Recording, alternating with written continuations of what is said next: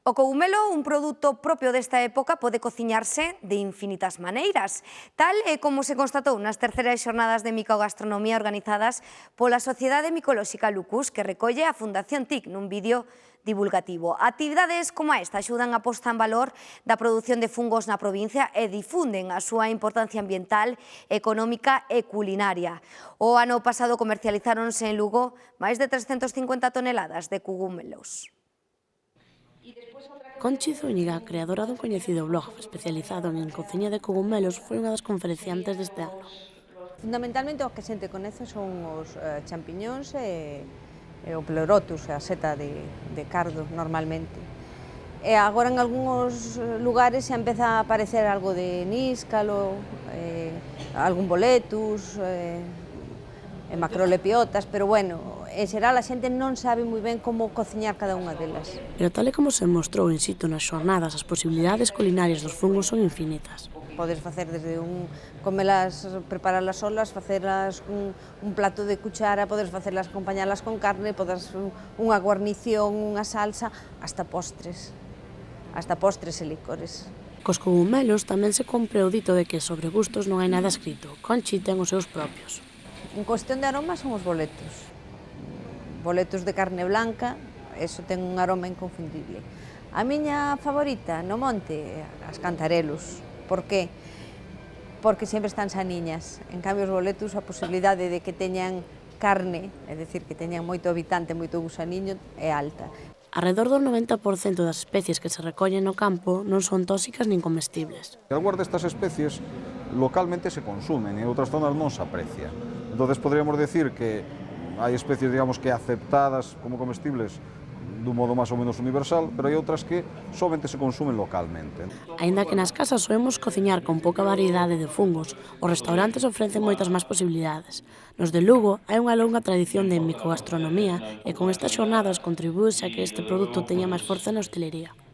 E ora o que hai é máis restaurantes que incorporan o tema dos cogumelos as súas cartas, o cual está moi ben, pero bueno, sempre tendo en conta que hai coctelas por canais autorizados con plena garantía, non? Porque estamos falando de un produto gastronómicamente moi interesante, pero que, como antes falamos, hai especies incluso mortais, hai que ter moi claro que non se pode un abastecer de cualquier persoa que as traiga, sino que hai que ter unha plena seguridade no que se vai poñer na mesa. A TIC, que colabora coa Sociedade Micolóxica Lucus, gravou as xornadas para contribuir á súa difusión.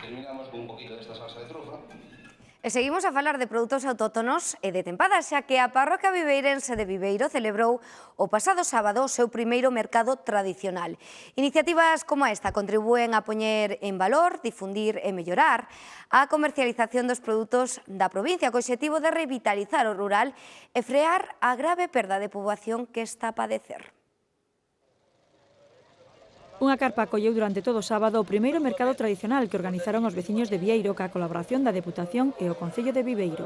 Pois a idea naceu, porque sabemos todos o que pasa cas aldeas pequenas. Normalmente as aldeas van quedando vacías, entonces pois é unha forma máis de tratar de promocionar e darlle vida á aldea.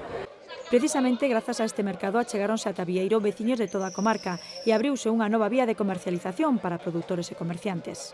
Vexo ben a iniciativa de incentivar un pouco os pequenos mercados en zonas donde moitas veces é onde máis falta pode facer, sobre todo para incentivar un pouco o consumo, que xa sei que nesta época vai ser super difícil. Os produtos de tempada foron os principais protagonistas. Os clientes puideron mercar castañas, noces ou derivados do porco, aínda que tamén houbo produtos da horta ou de panadería. Levo unhas orellas e levo uns para facer dos renos e levo un bizcoito.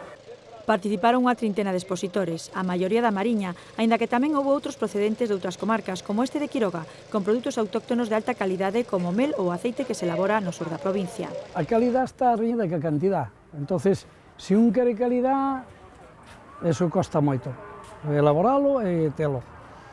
Entonces, cando un lle dice, non, é que isto vale tanto, é que ali vale menos no supermercado, pero é que levamos.